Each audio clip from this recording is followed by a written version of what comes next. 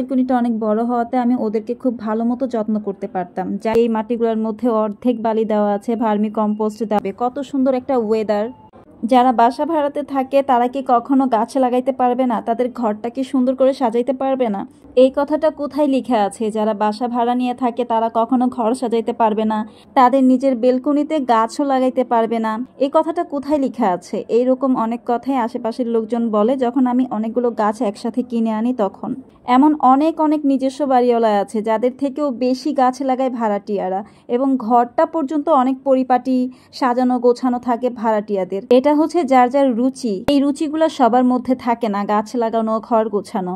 আর সবচেয়ে বড় কথা হচ্ছে শখ পূরণ করার জন্য নিজের বাড়ি করা লাগে না। আপনি ভাড়া বাসা থেকেও নিজের বাড়ির মতো করে সাজিয়ে গুছিয়ে যদি আপনি থাকতে পারেন, সেটা সম্পূর্ণই আপনার নিজের কাছে। আপনার মন মানসিকতা কতটা ন্যারো মাইন্ডের সেটা তো বোঝাই গেল। আমি এখন বর্তমানে যে বাসায় থাকি এই বাসাতে তো আমি কম গাছই লাগাই। আর আগে আমি যে বাসায় ছিলাম সেটার বেলকনি তো এটার তুলনায় অনেক বড়। সেটার মধ্যে যে আমি কত গাছ এনে লাগিয়েছি সেটার একটু ভিডিও ফুটেজ আমি ভিডিওর লাস্টে দিয়ে দিব, তখন দেখে নেবেন। আর যারা আমাকে রেগুলার ফলো করে আমার আগের পেজে, যেটাতে 82,000 ফলোয়ার, সেটা তো আমার নতুন পেজ। তো আমার আগের পেজে যারা আমার গাছের ভিডিওগুলো প্রতিদিন দেখতো তারা বলতে পারবে যে আমার আগের বেলকনিটা কত বড় ছিল আর সেখানে আমি কত গাছ এনে লাগাইতাম। বিশ্বাস করেন, যারা গাছ পছন্দ করে তাদেরকে আপনি জিজ্ঞাসা করলে তারা এক কথায় উত্তর দিবে, গাছ হচ্ছে গিয়ে মানসিক শান্তি। আপনি যখন অনেক মন খারাপ থাকবে তখন আপনি গাছের সামনে গিয়ে ওদেরকে একটু সেবা যত্ন করবেন, পানি লাগলে পানি দিবেন, দেখবেন অটোমেটিকলি আপনার ভালো লাগা চলে আসছে। আর এই যে দেখেন, এই যে একটা সুন্দর ভিউ, এটাতেই তো মানসিক শান্তি এমনিতেই চলে আসবে। কত সুন্দর একটা ওয়েদার, এত সুন্দর বাতাস আসতেছে। এগুলো দেখলে কি আপনার পার্কে যাওয়া লাগবে, বাইরে যাওয়া লাগবে কষ্ট করে? আপনার ঘরেই আপনার মানসিক শান্তি এমনিতেই চলে আসবে। যাই হোক, এতক্ষণ অনেক নীতিবান কথা বলেছি। ভুল টুল হইলে মাফ টাফ কইরা দিও, কারণ এ ধরনের কথাগুলো শুনলে না অনেক গা জ্বালা করে। এগুলো হচ্ছে নয়নতারার বীজ থেকে হয়েছে। উপরে যে নয়নতারার গাছ সেখান থেকে বিচিগুলো আর কি নিচের টবে পড়ে এই ছোট ছোট চারাগুলা হয়েছে। এখানে 3 কালারের চারা আছে, একটা সাদা গোলাপি আর একটা হচ্ছে রানী গোলাপি। এই 3টা কালারের বীজ একসাথে পড়েছে।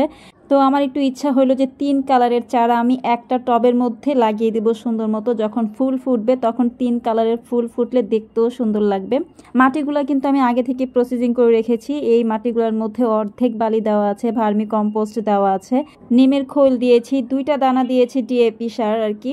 তো নিমের খোলটা আসলে আমি সব গাছের টবের মধ্যেই দিই, এতে করে এক্সট্রা যে পোকামাকড় তারপর হচ্ছে পিঁপড়া এগুলো আসলে আসেই না আমার গাছে। অনেকেই তোমরা অভিযোগ করো তোমাদের গাছে এগুলো আসে। নিমের খোলটা তোমরা আসলে গাছের গোড়ায় এইভাবে দিয়ে দিবা। মাটি প্রসেসিংয়ের সময় দিয়ে দিলে আরও ভালো, তাহলে শুরু থেকে কোনো পোকামাকড় পিঁপড়া জন্ম নিবে না। আর হ্যাঁ, নয়নতারার চারাগুলো যখন আমি টবে লাগিয়েছিলাম তখন কিন্তু আমি একদিনের জন্য ছায়াযুক্ত স্থানে রেখে দিয়ে তারপরে হচ্ছে বাইরে নিয়ে এসেছি। যে কোনো নতুন গাছ মাটিতে রোপণ করার সাথে সাথে একটু পানি দিয়ে নিবা। আর এই যে দেখো, আমার আগের বাসার বেলকনি, এটা অনেক বড় ছিল যার জন্য আমি অনেক গাছ এনে লাগাইতে পারতাম। অনেক ইউনিক ইউনিক গাছ ছিল এটার মধ্যে। আমার এই বেলকনিটা আমার খুব শখের ছিল। কি আর করার, সবসময় তো আর এক বাসায় থাকা যায় না। তারপরেও আমরা এই বাসাতে 7 বছর ছিলাম। যে কোনো কারণে আমার বাসাটা চেঞ্জ করতে হয়েছে, আর যার কারণে আমার এই নতুন বাসাতে বেলকনিটা ছোট হয়ে গেছে। এই বাসাটা আমিও নেই নাই যে দেখে শুনে নিব, এটা আমার বাবা হুট করে নিয়েছে, যার জন্য বেলকনিটা দেখে বুঝে সে নিতে পারে নাই। আর আমিও আমার মন মতো গাছ কিনে এই বেলকনিতে লাগাইতে পারি না, যার জন্য আমার মনটা সবসময় খারাপ হয়ে থাকে। আর এই বেলকনিতে আমি নিজেই দাঁড়াইতে পারি না, আমার গাছগুলোকে আমি কিভাবে যত্ন করব। আর এখন যে বেলকনির গাছগুলো দেখছো, এই বেলকনিটা অনেক বড় হওয়াতে আমি ওদেরকে খুব ভালো মতো যত্ন করতে পারতাম। যাই হোক, অনেক কথা বলেছি। আমার ভিডিওটা ভালো লাগলে আমার এই পেজে তোমরা সবসময় থেকো।